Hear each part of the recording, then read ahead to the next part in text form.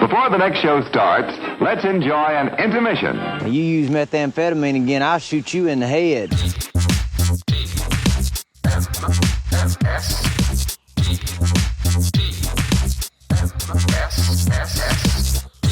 The Morning Stream. He's taking a dump in a can.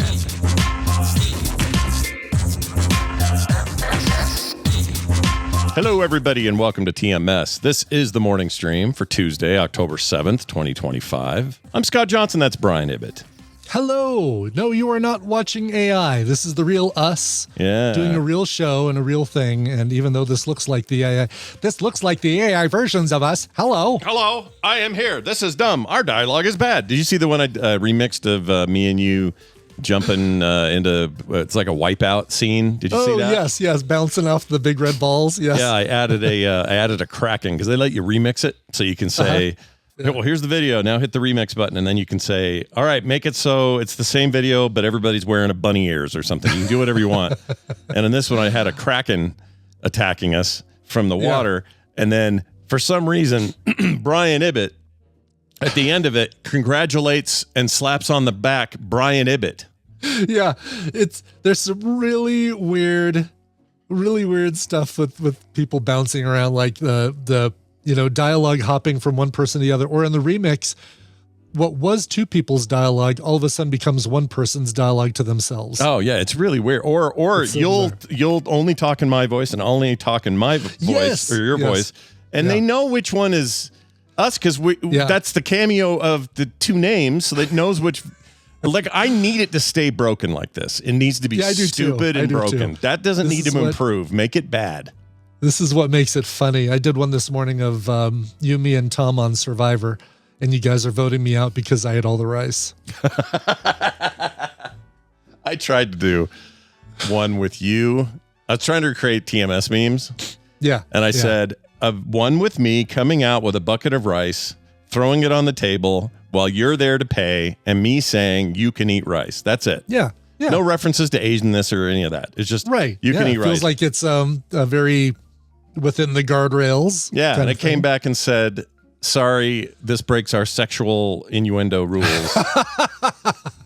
Oh, well, the kids, what the kids call rice these days isn't rice. Oh, shit. They got another sneaky one to get past. Kicked me right in the rice. It's an unfortunate term for tiny little balls. Yes, well, anyway, we got all kinds of cool stuff lined up today. We got a little food tasting coming up. I'm excited. Mike Pacholik has been hard at it, so he sent us some stuff. Boy, he has. Yeah. Generous Mike. Very generous, that Mike. Generous Mike, as I like to call him. I call him Generous Mike. Yeah, he's your... where'd you first meet Mike, Mr. T? In the big, beautiful... Never mind. Mr. T. I pity the fool. I call him the fool. I pity him. They're the best fools. It's a bad combo. I didn't even think about it. Well, anyway, we're going to start things, though, with this email. This is from, let's see, CJ. They also go by Crafty Joseph. CJ. So that's, I guess, that's short for Crafty Joseph. Crafty Joseph. He wrote in and says this about the new Tay-Tay album, the new Taylor Swift business. He says, hey, Gerbil and Burble. Okay, can I just stop there and just remind people that this thing where we do the names up the top, Burble, sure, that's Brian, Brian. That's B, sure, yeah. Gerbil, the hell, man. Gerbil. It should be Serbil and Burble. Yeah, I don't get it.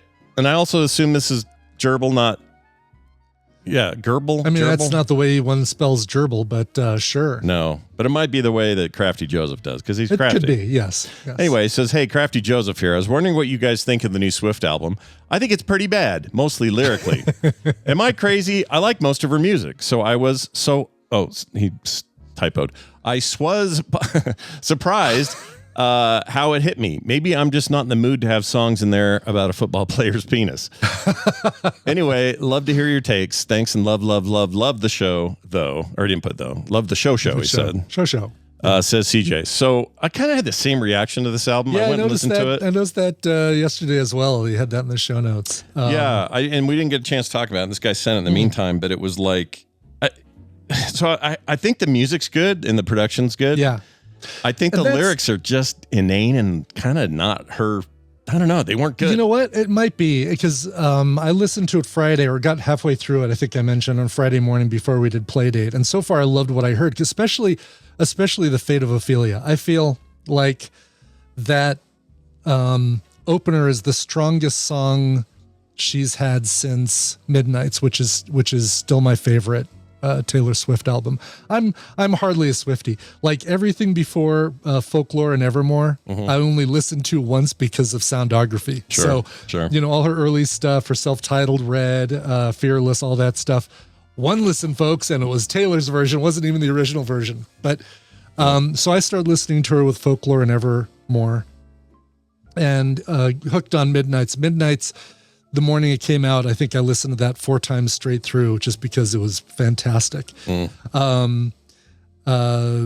was after that? The not Tortured Poets. There was something between that. Oh, Midnight and then was it Midnights and then Tortured Poets? I can't remember. Anyway, so I'm kind of like a latecomer Taylor Swift fan. Sure. I did not pay attention to the lyrics, and it wasn't until after we did the show that I heard the kerfuffle about Wood before I heard the song, because Len Peralta made the mistake of saying that he didn't like that song on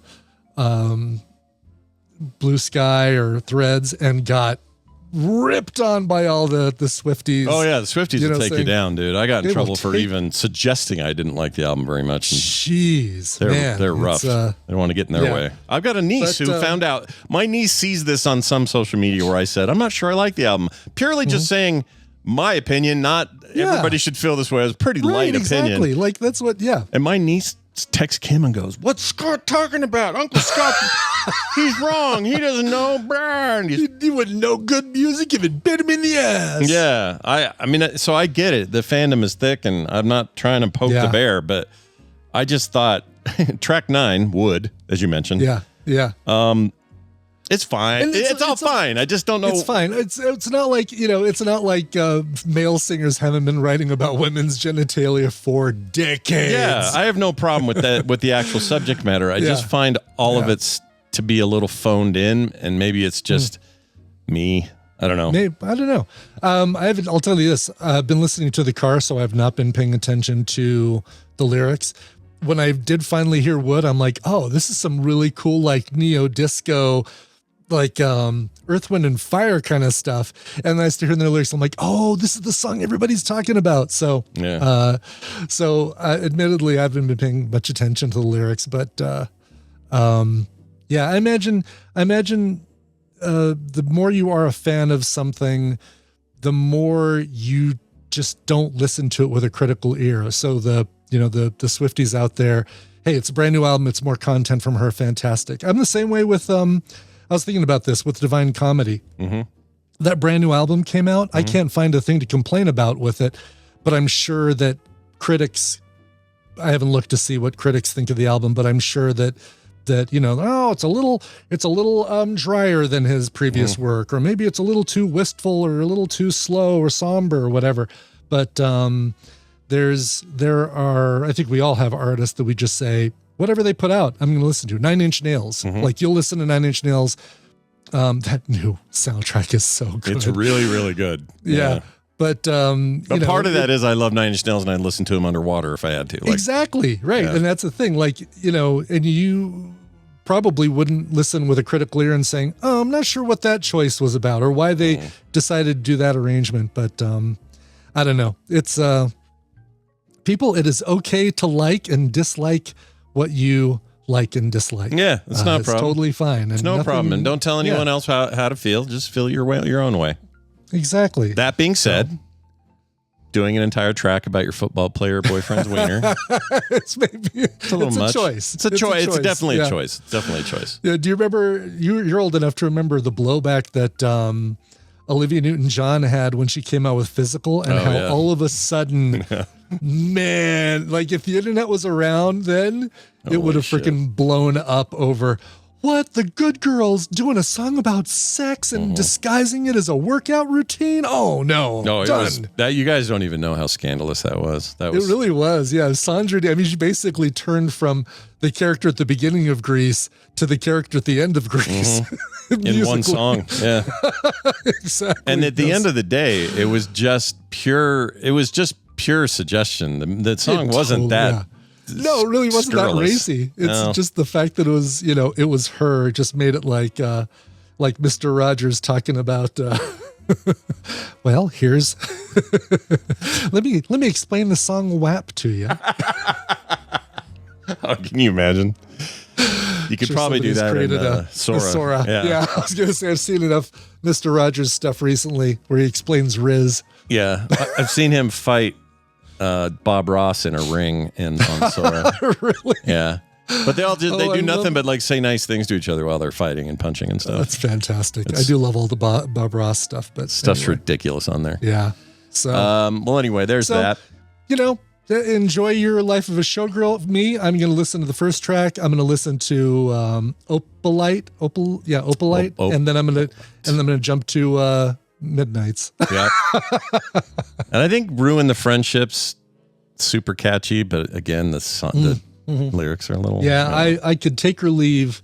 What's the one with the dollar signs? Wish list. Yeah. Yeah. Kadollar, huh? Just kidding. Kadollar, huh? $1. I just realized that track 12 is Sabrina Carpenter, but I didn't know it when I listened to it. I didn't look. Yeah, that it's deep. her and Sabrina Carpenter doing the title track, and I didn't catch that any of the times I've listened to it, so I need to go back and listen to that one because she's easy to miss. She's like 3'2", and she is. You just like unless you're looking down. Yeah. By the way, I saw a video. Big thanks to Raven for sending me this. In that song Espresso, she talks about some like Nintendo, like because it rhymes with espresso. Sure. No, she's a big old gamer fan. Like she apparently hid the Legend of Zelda, the flute theme is in the intro music of that song. It's like hidden in there. That's great. Yeah, I actually really like that. There's that generation of singers like Baby No Money or whatever his name is, the rapper guy, constantly talking about like Smash Brothers and gaming stuff. Nice. And this is clearly a bunch of kids who grew up with, their parents' GameCube and have a lot to say about it, which I think is great. I like that a lot. Yeah. Yeah, me too. All right. Couple things from yesterday's show. It was a weird show, first of all. It was a weird show. Well, it got weird at the end because of power outage. It was nobody's issue, nobody's mistake, but we had a brownout here and it blew everything off for a while, including my ISPs for 35 minutes. They didn't come back. So that sucked, but we were able to finally post the show. We were able to get your song in there. I tacked on my recommendal at the end, so I didn't have to hold it another week. Probably saved Nicole some pain because she hates Charlie Sheen, which, again, she would not have been able to sit through your recommendation. I think she would have been. I would have, because this is not a celebration of Charlie Sheen at all. Yeah, this is more of a very honest, naked portrayal of exactly what that guy's lifestyle is about. So that still may be a thing you'd want to avoid, but I thought that documentary was fascinating. Anyway, I stuck all that in there. Cool. And one of the two problems came up yesterday. I went to look for Cammie Davis in our Patreon. She is apparently she won the prizes. Yeah, she has exited. So Cammie, this is for you if you're listening. Oh. I don't. What you said you were interested in winning, but then when I went to go look for you now, admittedly it's been a few weeks, so you disappeared, or at least that name did. So maybe you changed it to a handle or something that I don't know about because I can only search by the names that you guys originally had when you said yes, I'm interested. So if for some reason you hear this and it did change, reach out to me via email, whatever you want on the site, and I'll hook you up. So just letting her know that. Yeah. Second thing, like I said, despite the outage, the recommendal and the song are in post. So don't avoid yesterday's episode.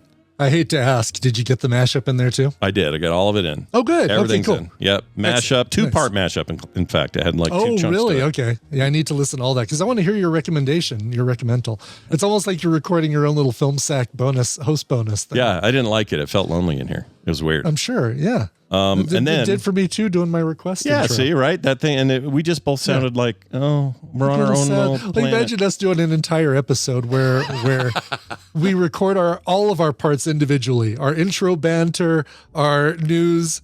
Yeah. We'll be like Bluey's parents. The actors that played Bluey's parents didn't meet for 2 years. Really? Into the show. That's fantastic. I love that. Yeah, and I guess in the animation world, that's kind of common. But that's common, yeah. And then there's no third thing that I was going to tell you. That's it for that.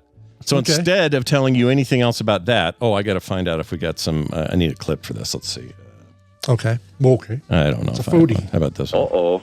Almost washed your food down. All right. We've got a few items from Mike Pacholik. Yes, Blueberry pie Oreos, apple pie a la mode Oreos, which is a weird idea because normally that requires heat. As well as these pizza snack / cheddar snack things called Toppings. Never heard of these. Okay. I mean, both blueberry pie and apple pie would require heat. Are you talking about the a la mode? The a la mode part, the ice cream part. It's ice cream, yeah. Yeah, so when you have... That requires cold, man. Well, no, I mean, it requires like something to be hot and then the pie has to be hot, right? Gotcha. I see what you're saying. To enjoy the ice cream on top. Okay. I assume so. I don't know. Do people eat cold pie with cold ice cream? I would. I'd have no problem with eating anything. You put a scoop of ice cream on top, make it a la mode. Yeah. Now that you say it, I guess I wouldn't mind either. I just don't think I ever have. Let's start with blueberry. Why not? Yeah. Sounds good. Never tried these before. Blueberry Oreo. Listen, I love the rip open from the top, from the front packaging. Oh. Shit. I forgot and opened it wrong. Oops. All right. Here we go. Oh, these. Okay. Right. Look at that. Like it's a dark. This center, man, is a dark purple. Yep. Look at that. It's like our own little Grimace Squish in there. It is, yeah. All right, I'm going to look at it before I eat Smurf it. jizz or something. Oh, look at that, even more so. Look at how blue that is. Wow. Yeah. And they're always off center. Get your shit together, Nabisco. I mean, they're probably putting in the center, but then when they squish you can't. It's chaos theory when you push the other cookie down on top. Yeah. It's Jeff Goldblum. See where the filling goes for this one. Now look on this other cookie. Oh shit, these are good. Oh, I'm screwed. Shut this thing up. Oh, what cereal? What cereal does this remind me of? Oh, well, now that you say that. Holy cow. Fruity Pebbles. I'm getting a Fruity Pebbles out of that. Are you? I'm not a big fan of Fruity Pebbles. I think I've only ever had it once. There is something. It's good though. Is there a maybe too sweet, but Crunch Berries? Matuba's saying, oh, maybe that's it. Crunch Berries? I could see that. I remember they sold. Do you remember when they had Captain Crunch and then they would put Crunch Berries in it, and then later they had a Crunch Berries only version. Yeah. Oops, all Crunch Berries. Yeah, and that was. What were our parents thinking? Seriously, to even put that on the table, like that is not food. Man, what a nightmare. All right. Do you think though?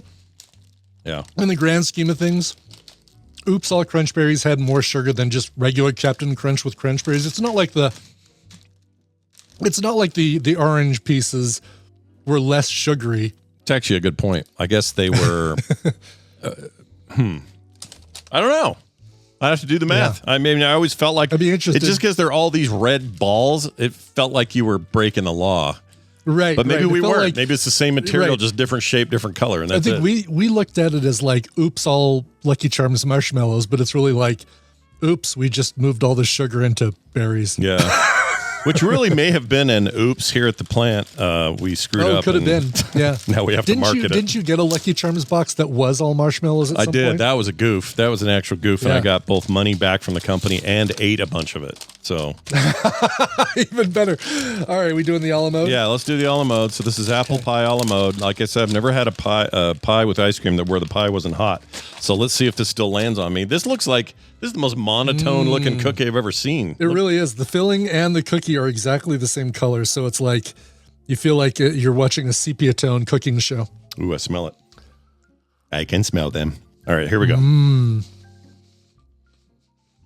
Oh, you know what? This is even better than the blueberry right here. Yeah, I'm a little surprised by this. This is good. The little finish, the little apple finish. Oh. Yeah. Damn it. I'm done. Hide these. And by I'm done, I mean I'm done for, is how I mean. Yeah, that's what you mean. Yeah. Now let's chase it down with something savory. We got these Toppings, baked snack crackers, pizza. It says it claims it has 1/3 cup of veggies in this. Mm-hmm. And it comes from Simple Mills. I've never heard of them. I've never heard of this snack, so this is going to be good. It's really funny. It's really close to General Mills. Yeah, yeah. It's almost like General it's almost is like definitely a synonym of simple. Like General, some yeah. some General Simple mayhem. It's almost like they're like trolling them or something. You know? Kind of. Yeah. Right. All right, here we go. Oh, mine didn't open the way I'd like it to. Oh, that smells like artificial wonder. All right, I'm cutting this baby. Yeah, they're kind of hard to open. Yeah, that pulling apart, the traditional method of just yanking the bag apart from the seam is not working. Now, these are diamond shaped. Okay.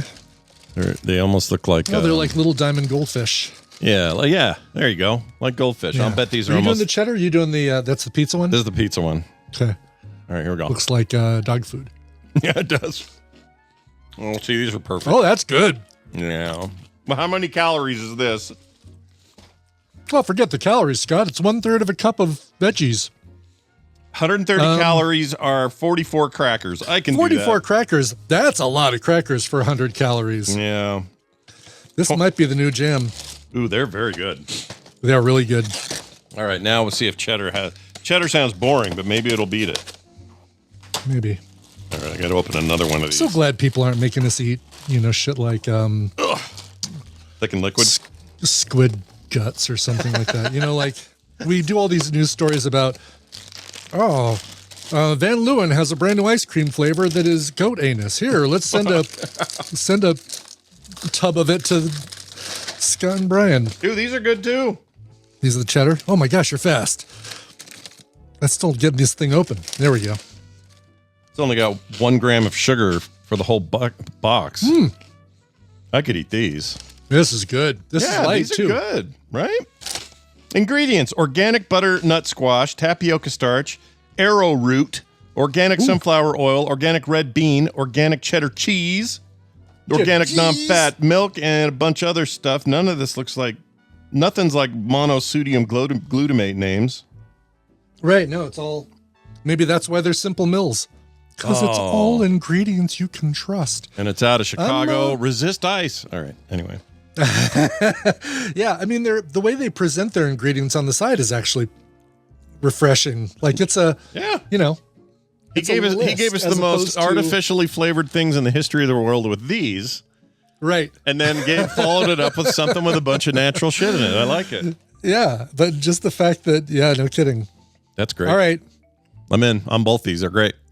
Corn-free, grain-free, gum-free. So might even be, does that mean gluten? Probably not gluten-free. Probably not gluten-free. Although they kind of have... Grain-free. Well, if they're grain-free, aren't they automatically gluten-free then? I would think, right? Doesn't gluten come from flour and Thought so. flour is a grain? Let's see. Rosemary extract, organic onion, garlic acid. Tapioca starch. See, I don't know if you get gluten from other starches then besides... Corn-free, grain-free, gum-free. That's the new law firm I'm starting. Corn-free, grain-free. You'll get no corn, no grain, and no Lieutenant Gum. Saved you all the trouble. There you go. Lieutenant Gum. Gum. Fantastic. We have time for a news story, and it's coming at you now. Brian, what is going on with the news? Who's brought it to us today? It's brought to you by Rock Puzzles Monthly. I'm holding in my hands right here. Oh, people are trying to freeze frame and see what this is. That's all right. You can freeze frame it. It's really the code guide. This is a sheet I put together yesterday. Side 1 is, your alphabet as it translates to Braille, the NATO alphabet, binary, ternary, hex, semaphore. The back, this is where the magic happens. This is a Braille solver. So like you go left for dash, right for dot, and it takes you right through. So if you get something that's like, give me a random like dot dash dot whatever combo. Oh, dash dot dash dot combo?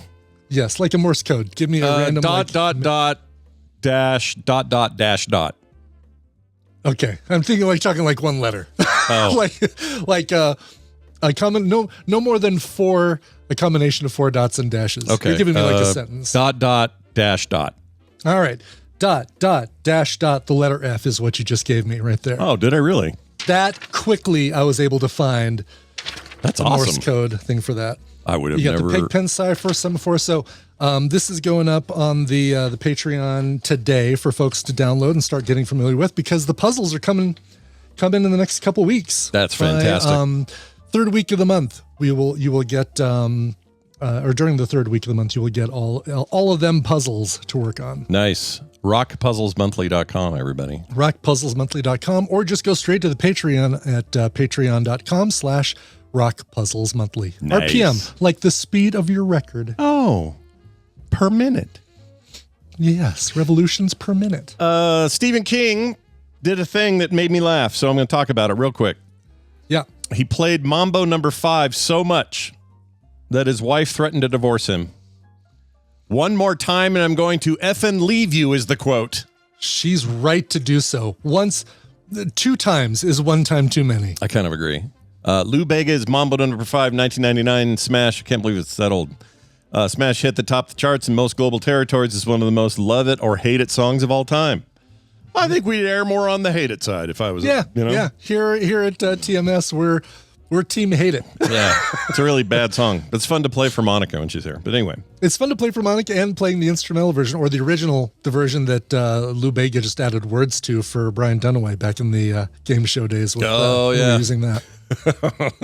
Forgot we even did that. Yeah. Stephen King's wife definitely falls for the latter camp, or falls in the latter camp. The author recently spoke to Rolling Stone to promote his latest novel called Holly. That's exciting, by the way, because that's the character from The Outsider. Holly, I forget her full name. And it was Cynthia Erivo played her in that Outsider. Yeah, I remember show. the series. I'd forgotten her character name. Wow. She's awesome. That character So it's is a awesome. continuation of that character. That's cool. Yeah, she's like think of it as like a, not James Bond. Spin-off. More like she's like a detective, basically, right? Right. Solving crimes because she's kind of connected to stuff. And she, in particular, she connects all the way back to Dark Tower stuff. There's a bunch of shit there. Oh, I like when he does that, because Pennywise was in a bunch of, or not Pennywise. It was, who was it that was like carried through a lot of his different. The guy from The Stand, the Man in Black is the same guy. I forgot his name in The Stand, though. I've read The Stand 5 times. I don't know what's wrong with me. Anyway. Yes, correct. You are correct about that. Yes, that he has that character going. He says, was this true? And he says, oh, yeah, big time. He said when he asked about these rumors, they are true. My wife threatened to divorce me. I played that song a lot. I had the dance mix, the author continued. I love these extended play things, and I played both sides of it. And one of them was this total instrumental, and I played that thing until my wife just said one more time, and I'm going to effing leave you. King must have stopped because they're still married. He's still married to Tabitha King since 1971. And so everything's okay, but oh my gosh, that's funny. I mean, that's borderline torture. Yeah, listening to, putting it on once and then a few hours later maybe putting it on again, but playing the EP where it's 5 different versions of the same song, one right after another. You don't do that. Not even with my favorite stuff would I do that to somebody. Yeah, I wouldn't do that either, even to my least worst enemy. Or something. Your worst enemy. Yes. It's like whether we do when we're trying to smoke the Taliban out of a cave or whatever. We blare metal in there. This would be just as good. Do this. There is I forgot to see where it was, but this was almost an article on Daily Music Headlines, but there's a shopping center, defunct, empty shopping center that is playing music to make it inhospitable for the unhoused people who have taken up residence inside this empty shopping center. Oh my gosh. Well, I wanted to see what music they were playing to chase them out. I'll have to look that up later. Because we've got a new one for you if you want. Mambo number 5, instrumental. Yeah, that should be just over and over. Indeed. All right, guys, it's time for this. Here's a tangent for you. Be careful, may cause drowsiness. Joining us right now is one Dan Patrice. He is the tabletop lord around here as far as I'm concerned, and he's here to talk about some tabletop experiences. Dan, what's up? Greetings, program. Hey, man. I like to think to myself, maybe as a little bit of a minstrel, playing the dulcet tones of, because I don't want to be, I'm not a lord of any, just here to help everybody, to guide them through things. That's right. You're like a DM, but in the flesh, Yeah, I guess with a with a side of medicine, with a side of medical in there. It's my extra levels. I took a couple of levels in pharmacy. I'm glad you brought that up because I had a quick question for you that you may or not be able to answer. I don't know, maybe it's too early or whatever, but now we got a bunch of, I don't know if they're enacted, but threatened tariffs in the pharmaceutical world. So things like Ozempic, which is I think comes from Pfizer, which is a Danish company, I think. Yeah, I think almost all. I'm sorry, I didn't mean to cut your question off. No, go ahead. I'm just curious if you've seen any machinations from this, like prices suddenly going up in anticipation for this, or generics taking over or whatever. I mean, generics should always take over, to be honest, because they're already. You really should be always taking a generic of almost anything, because all these companies are basically, I've said it in the past, they're usually owned by the brand name companies anyway, and many of the other brand name, like I may put out a drug that lost its patent. And then Brian puts out another drug, a lot of brand name drugs, but he wants to make some money too. So he's going to actually make my drug as a generic, as kind of like a little side piece there to get some more money. So there's a lot of that where, everybody's eating their own tail or whatever the heck you want to call it. Yeah. Most of the things, there's so much production that's done over here. I don't know honestly, I don't know off the top of my head what the percentages of things that we import. I don't think it's that many. I think we export a lot of things because, when things are getting close to going out of date, we just ship them on over to other countries and let them, use them. Or there's a lot of things, it's just such a worldwide business. And what's interesting too is so many drugs are used as other brand names in other countries, where they may take a brand name that's, generic drug X here, but that generic drug is made as a different brand name in another country, and it might actually even be the other drug. Like, I know a lot of this is really confusing. It's just nuts how the rest of the world works with this. And I'm pretty sure most of what we get is here anyway.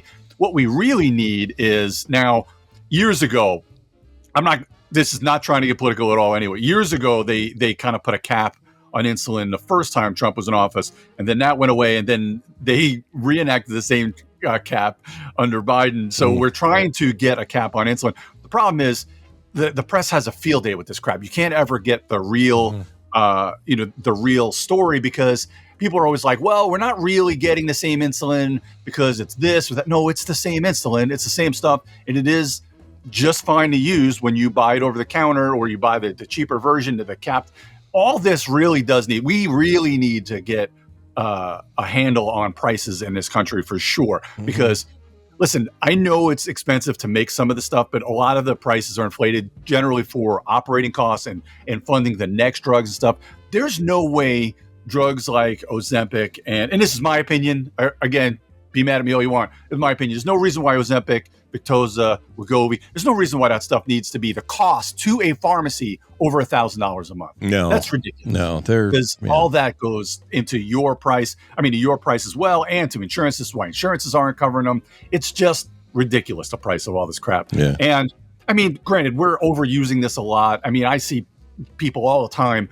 If there's somebody who their BMI is like 22 and they're 130 pounds, they should not be trying to lose weight. I don't care what your self-image is. That's not a case for Ozempic. No. This is what's happening in the industry. And that's what's the real problem, is the overuse, where then other people who actually have problems and are trying to work out and are trying to lose it, or using things like Ozempic for their A1C, they can't get it because Joe Schmo down the road thinks they're too big at 130, as you know, in their BMI is not bad. They don't need to be taken. Like, again, the original point of the damn thing was for diabetic treatment. And then and then it turned out to be, this stuff's really good at losing weight, period. So then it took on this fad quality, and then everybody wanted it. Now, people with a lot of money just buy it and it's not a problem.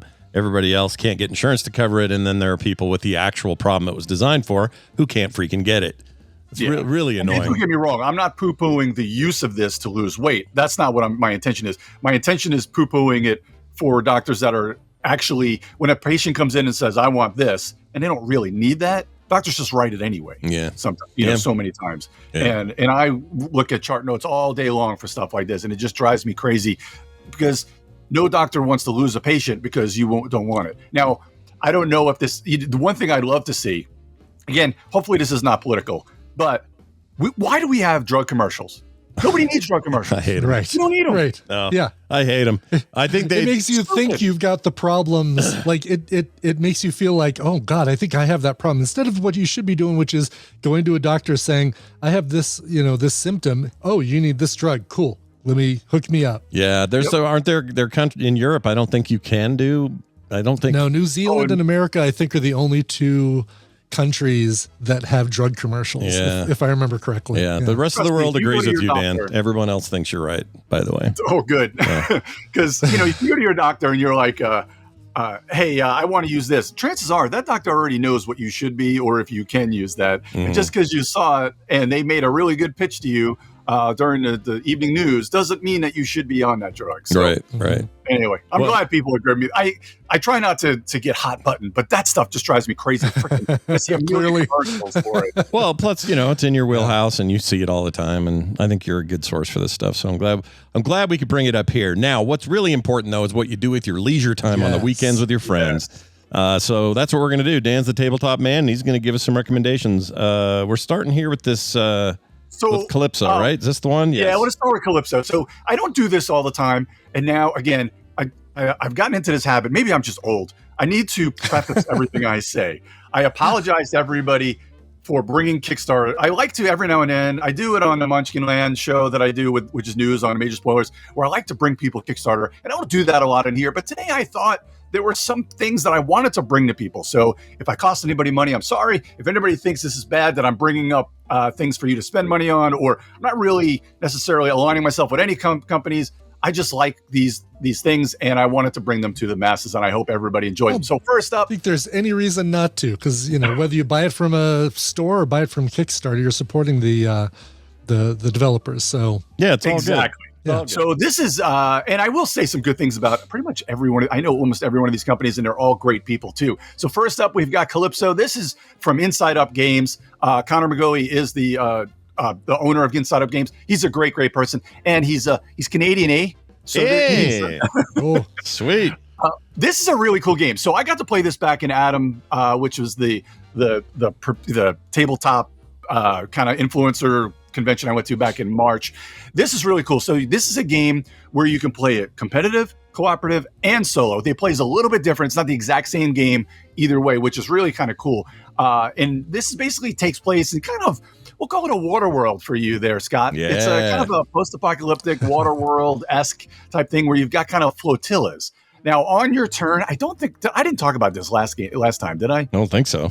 Okay, good. Just if I did, I apologize. So anyway, we're bringing up you basically each round. You're going to be having these pieces. They're basically polyomino pieces. They're kind of T pieces where there's 3 on top that go one way and then kind of 3 to the middle. So it's a T. And you're going to be drafting some of these and you're going to be putting them on to your board. Now, as you place them, you're going to try to align same pieces, same colors, and same basic symbols. And as you have 3 next to each other, not in a line, basically to do 3 or more in a square, you can then build something on top of it. Now, each color has different types of buildings that you can build onto it, and then just basically how they trigger, whether they're getting you boats or getting you a meeple to helps out as a worker, or just scoring points and things like that, or helping you to then draft other pieces. So you're basically using those to build out your big kind of your new settlement, so to speak. And then you're sending out boats to kind of fish and to rescue people, things like that.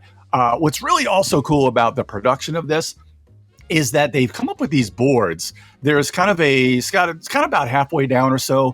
You'll see kind of this hold fast components, this new thing they have where, the biggest they're like magnetic or something. This right here. It's kind of like, not quite Velcro, but in almost that fashion where it's the type of texture or type of surface that it is. Was it like those those polyforms or something like that we had as kids, where like you'd have a very slick plastic thing that would stick to another very slick plastic thing? Exactly. Yeah. It's really, really cool. Now, I mean, granted, you can't flip it all the way upside down, I don't think, and you can kind of shake it a little bit. But basically, it's designed so that if you bump the table, things aren't going to go flying, which happens a lot of times when you have a lot of crap on your board. And so that's a really cool thing. This one is cool. Not, it's only a few days left, but they always have, you always have like the late pledges and stuff like that. You can get in on this for just $54 US.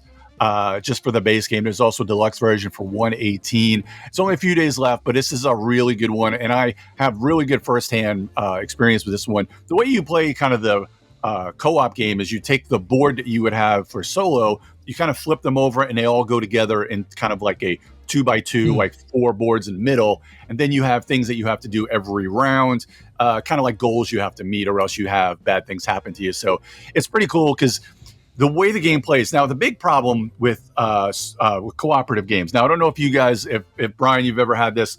Scott, I don't know if you ever played like things like Pandemic at all. Have you played Pandemic? Oh yeah, Scott? love Pandemic. So the biggest problem that people complain about is kind of the alpha player, or just kind of that one D-bag that's kind of trying to run and tell everybody what to do. Yeah. Like, so that's the biggest problem with co-op games. And then people are always trying to figure out a way to not have that in games. Yeah. I mean, obviously, I always say just don't play with D-bags like that, but you never know. Like, little old granny down the road, all of a sudden when you play a co-op game, you didn't realize that she's going to become alpha player. You're like, Right. Yeah. But anyway, this kind of, the way the game runs, it's not really, it doesn't lend itself to having an alpha player. So it's a very, very fun game. Cool. And I see there's a solo mode, which I feel like a lot of these games now are just like making sure they include a way to play alone. Yeah. Oh yeah, that's a real smart thing to do. I always look for solo modes in games because I play a lot of games solo. I don't know what that says about me. Maybe I just like gaming too much. Maybe I have no friends or no life, but I love solo games. Sure. They're so much fun. Sure. No, that's awesome. Cool. I'll run through a couple of these others real fast for you. The next one I put in there is Return to Dark Tower Expeditions. The reason why I really love this one, obviously, not only does Restoration Games put out a lot of good stuff, this one is like kind of a reprint in a way. So if people missed Return to Dark Tower, the first one, they're putting out an expansion, but you can also get in on it if you want to get the base game plus the expansion. And there's ways to just get the expansion. I think there's other ways to get some of the other expansions there. You can get all in. There's a lot of ways to get on there. This game is great. So if you're old, like the three of us, you may remember the Return to Dark Tower or Dark Tower when we were kids. It was just fundamentally just ahead of its time. Yeah, for sure. And now this is great. I love that. Look at the tower on this thing. I'm actually thinking I'm going to pick up the expansion, the $45 one, like the little Expeditions Basic, because I've already got Return to Dark Tower, and we freaking love that. It is so, you use that with the iPad, and it just walks you through everything. There's no like, oh, what do we have to do now? Wait, who's doing this? It's so well supported by the iPad that it makes it such a great game. Well, in the words of Dan Patrice, that sounds like a Scott game. I could just kind of does play it. Yeah. It actually, the learning is not a Scott game, but the playing is definitely a Scott game because the iPad runs you through everything that happens. Because it's basically another co-op game which you against. I think there may be some competitive modules to it. I can't remember. I've only played the co-op version. But what's really cool is so you have this tower that's on, and like Brian mentioned, it's connected to your iPad. You basically take these skulls, and when it's the end of your turn, you have to drop a number of skulls into the top, and it just automatically triggers the iPad, and things happen, and all of a sudden skulls are just dropping on the board, noise spitting out all over everybody. Yeah, the runes are dropping. Oh, it's so cool. It is ridiculous how much fun it is. Nice. What else you got? This next one is kind of an IP game, and I'll be honest, I know everyone's gonna yell at me. I don't know. I have never played Don't Starve, but there's Don't Starve, the board game. I know what it is, obviously, but Don't Starve, the board game just came on Kickstarter. It's already made $2.7 million. It's insane. It's not by a designer that I know about. I have watched a few videos, and some people that I trust have said it's a ton of fun to play, especially if you like the IP. The game kind of does shine through, like the IP shines through the game. And this one it's a little pricey as far as the deluxe with $129 as well, but you can get in a standard price for $79. But there's a lot of really cool stuff in this base box. Main game, the actual video game I played a shit ton with my kids. You did. Yeah, I really like Don't Starve. It's a good game. Yeah. Play Entertainment's one of my favorite game developers anyway. They've never made a game I don't like. Mark of the Ninja is just like one of my all-time favorite games ever made by anybody. They got a new one going right now called something Rot something. Anyway, they're great. Anyway, I'm all about these guys. So the fact that this is apparently succeeding wildly at $2.7 million collected so far is very good. Yeah, it'll be interesting to see. And the other thing, so this makes me laugh. Now, listen, I know how production goes. I know you got to send things off, and they're generally made in China because it's just most cost effective and they do the best work over there. And then it's got to be shipped. But this isn't going to be delivered till March of 27. Now, when I've seen some of the early copies that people are using, it looks pretty damn done, and it looks pretty good when I see some of the previews. So I know you got to ramp up, and they're already made. Let's see, they've already had 15,000, almost 16,000 backers as of this recording. So I mean, that's a huge print run. So you're looking at a 20 to $30,000 unit print run, which takes a while. But then it's got to get on, so they say, the slow boat from China, which is true, because it's got to get on those big shipments, which, those big boats that come over, and it takes forever because they got to go so slow across. But anyway, so that's just kind of one of those things where it just takes forever when you're investing in something like that. But I really would love to see how this one plays once it is out. And again, you can play this one player, and it's going to have the minis, man. Oh. Yeah, the minis look great. So cool. They look great. This has a very specific art style, and it's very good.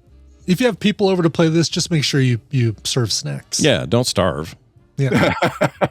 Yeah, why would you want to starve? And make sure, Brian, make sure you paint those minis too if you're going to. Oh yeah. They'll right in line behind the other non-exaggeration 300 some that I still have to paint. Yes. That's right. Yeah. Well, and actually, so it's funny to say that because I'm pretty sure the minis come in like the deluxe, but the regular one has these acrylic. I think the acrylic standees look just as good as the minis. They totally do. Yeah. Yeah. Nice. Cool. Acrylic feels so good that it's like, well, I mean, if you're going to have that, that's not a bad alternative. I've already got a gazillion minis. I might as well save $50 or $40 and just get the acrylic version because it's going to look great on a table anyway. Tell us about bagged and bearded. Boarded. I kept thinking bearded because my brain wants to dub. I don't want to play that game. Just went Skinamax on us for the board game. If that was bearded, we'd have trouble. But no, it's boarded. Clearly a comic reference. What's this thing about? So occasionally I like to find these, the little game that could, or kind of like the newer companies out there. This is a couple of game designers that put out this is very much based on comics. So bagged and boarded very much refers to comic collectors out there. And this has a little bit of economic engine to it where you're kind of collecting comics and kind of as you're, they say that it's kind of even has economics with kind of a rummy style. Again, once you learn the game, this is going to be very much be a Scott game for you as well. But there's going to be a lot of depth to it with kind of the economic version, but the rummy mentality of it. So as you're kind of turning in, sets of these comics, that's going to influence how much the price is. So obviously, if the market's flooded with things, prices will change quite a bit. And then if Scott turns in 3 of the same comic, that changes the price. Now Brian may be sitting on one of that comic, and he may get a good price for his last remaining one. So it looks really cool the way that you're kind of action programming. The art is fantastic. Love it. It's really cool. I love this. Like they've even gone with like all the white backing of the cards. The paper is like newsprint style 70s comics. Yes. Kind of that 4-color process. So gorgeous spot color stuff. I freaking love it so much. Yeah, they've got a million different levels, but the regular level that you'll want to get in on is just the $65 level. Now that's kind of there's a lot of good stuff in the box, and the bits look really good that you're getting in on. Again, so this is it's hard because when you're a newer publisher and you're newer to Kickstarter and newer to the whole scene, pricing is one of the hardest things in the world because you don't want to go broke on shipping and production and everything else. So you don't want to undercut anything, you undercut yourself. So, I mean, I think this is a fair price for what you're getting on this one. Looks good. So I've got the links to Scott for all of these. I'll just mention a preview. Obviously, there's not really a preview out for I mentioned the Elder Scrolls Betrayal of the Second Era that Chip Theory's put out. I've mentioned that in the past, how good that is. They've sent me one. I've been playing it like crazy. It's so damn good. This is not a Scott game. I'm sorry, Scott. It's okay. This is definitely a Brian game because there is rules galore, which is fine. I know you can handle rules, but even when I have to refer back to the rule book, and there's not there's anything wrong with that. When I'm in the middle of playing, or if I've gone through a couple of scenarios already and I'm still referring back, which is fine. It's just there's just a lot going on, which says a lot for how much fun and the fact that I love it that much. Their new one is going to be coming any week now. I know it's supposed to be either October or November that they're putting it out. I just wanted to mention that one again. But Rove is Rove Anchor Point and Rove Reprint. Now, Rove, when you search on BGG, there's two different Roves. There's one that's a small kind of wild game, and then there's another bigger version. Now, when there was Gloomhaven and Frosthaven, there was a gentleman who put out kind of a fan expansion for Gloomhaven. I think it was it's Crimson Skies, I think it was what it's called. I'm pretty sure this is the same guy who then made his own game. Now, if you look at this particular campaign, you will see that even a base game of Rove, you could see that it's very heavily Gloomhaven influenced. You could see just by the cards and stuff how there's definitely that influence from Gloomhaven, Frosthaven. And what they're coming out with now is a game called Rove Anchor Point, which to me, everything I've seen makes it look like Jaws of the Lion for Gloomhaven. Brian, do you remember Jaws of the Lion where it's kind of like Gloomhaven light? I actually still have Jaws of the Lion after I sold my Gloomhaven to Gwen up at the tea shop up at Phoenix Pearl. So I kept Jaws of the Lion because Tina's like, yeah, I'll play that one. I'm not playing any more effing Gloomhaven. She'd had her fill. So good because she had her fill. Yes. And Rove really learned a lot from Frosthaven, Gloomhaven, and from Jaws of the Lion. So the regular game Rove, all the maps are in a book. So you don't have to fumble through the setup is a lot easier. The way it handles kind of the actions kind of makes it even a little bit easier. Again, this is going to be one where, Scott, you would love to play this with Brian because it's something that you would. I mean, it's only rules. Yeah, it's so easy to and it's like and the teach is very, very easy as well. Sure. Well, there you go. These are. I'm going to give everybody this list because I think it's important you all remember it. Calypso, Return to the Dark Tower Expeditions, Don't Starve the Board Game, Bagged and Boarded, a game of collecting comics, and finally Rove Anchor Point. We'll have links to all this at quicktms.li. Sure will. Yep. Well, this would be a great day for that spreadsheet, wouldn't it? Oh, damn it. This would. You know, I like quicktms.li. I just need to fix the layout is the big problem. Yeah. Well, when you have carve 2 minutes out of your already busy schedule. Yeah, exactly. Yeah. Dan, always a pleasure, man. What's going on with you elsewise that we can mention to people? The only thing I want to mention, obviously I do the Geek All-Stars podcast, but what I really wanted to mention is Gamers for Cures, the 2025 is November 8th, Saturday, November 8th. Go to gamersforcures.com. The wall, which a lot of people like to buy, the raffle tickets for the wall, where we have about 90 plus items on the wall, where there's a lot of things like, for instance, North Star Games sent us Everything for Nature, which was one of the hottest games of Gen Con. That's going to be up, I believe, on the wall. I can't decide whether they can do wall or silent auction. But anyway, that's kind of what things we have on the wall were just big lots of items, and you buy as many of the dollar tickets for the exact item you want to try to win. Things like that. If you're local or if you want to come into town, shoot me an email, gamersforcures@gmail.com. I'd be happy to let you know about any information. You can make any donations straight there from the website. It'll take you to our Zeffy site, which is all tax deductible. You can print your receipt right there. This is the 12th year, I believe, 12th or 13th. I think it's the 12th year we've been doing it. Jeez. And we've raised over $170,000 to date for Turner Syndrome Society of the Carolinas and U.S. Nice. So I'd love any help anybody can give would be excellent. Yeah, go check that out. Gamersforcures.com. Do it today. Dan, stay out of trouble this month, and we'll see you soon. Thanks, guys. See ya. Bye now. Bye. Bye. Bye. Brian, I'm going to play a phone call we got from Isuzu Dave. Oh no, is that the guy that lies all the time? Yeah, and it's ironic that the call is converted to AI voice on the site because that's also kind of a trick, you know. But by the way, just so nobody thinks I'm slandering one of our listeners, there used to be a set of commercials in the 80s featuring a character named Isuzu Dave who the thing was he would basically bizarro world lie about everything. And so he was a professional liar.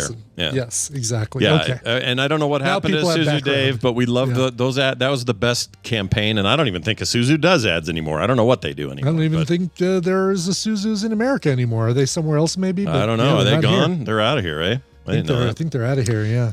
Well, here's the call about DJ Bueller from Isuzu Dave. He's back, everybody. Here you go. A few episodes back, Brian mentioned a Sirius XM show called Saturday Night Safety Dance with DJ Bueller, and how he could save and replay the shows later. I like the show also, so I looked online to see if they were available anywhere. I could not find them, but I learned that apparently all the Safety Dance shows on Sirius XM are very old. Sirius XM just replays them. Brian, If you are interested, DJ Bueller streams on Twitch Wednesdays and Fridays. There is also a Patreon to download the shows. All right, there you go.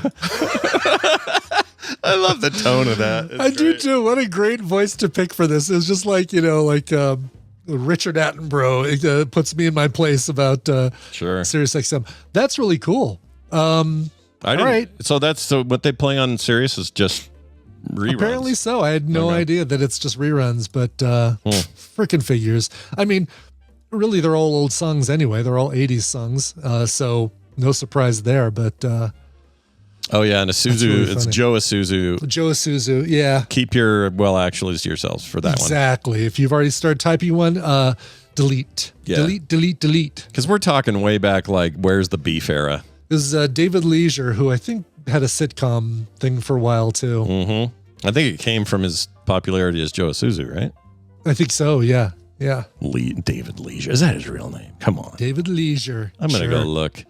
See if that is, if that is your real name. Oh my gosh, he was actually born David Russell Leisure. I love it. That's a great name. Yeah, he's 74 now. Thrice divorced, 2 children, and was in Empty Nest. That's the one, Empty Nest. Empty Nest with Richard Mulligan. Yep. He was in Airplane 1 and 2. He briefly was in 2013's Dancing on a Dry Lake. Sure. And that's all he's done since. So well done, Joe Isuzu. You did. Oh, no, that's not true. He was in The Goldbergs and The Young and the Restless and Sabrina the Teenage Witch. So he's done newer stuff. Yeah, he's still around. So all those wives had their leisure time is what they had. I'm sure this was a stunt casting because he played Captain Roger in the episode called Airplane. So okay, that makes sense to me. Gotcha. That would make sense. Yeah. Well, there you have it. Thank you for your message. And if you'd like to keep those coming to us, everybody, voicecast.app/TMS, or you can just link it off to the website at frogpants.com/TMS. That's a place where you'll find all the stuff that we ever talk about or do or need. In the meantime, it's time for us to play a song. Brian, do you have one? Oh, was I supposed to? Did I? Oh, yes, I do. And I didn't have my notes pulled up because I was putting links in quicktms.li. Oops. All right, let's get the song today. This is, this is great. It's a song called It's Only Weed, which I think is the Colorado national anthem now. This is a song by Social Cinema. It's if you like the band Block Party, chances are you're going to like these guys. They just put out a brand new album called Don't Get Lost. Big thanks to Midtopia Records. And they're about to go on tour with Seago, as a matter of fact. This is fun. Great track right here. Here is Social Cinema and their brand new single, It's Only Weed. This show is part of the Frog Pants Network. Yes. Get more at frogpants.com. Give her a little gas. Yeah, sure.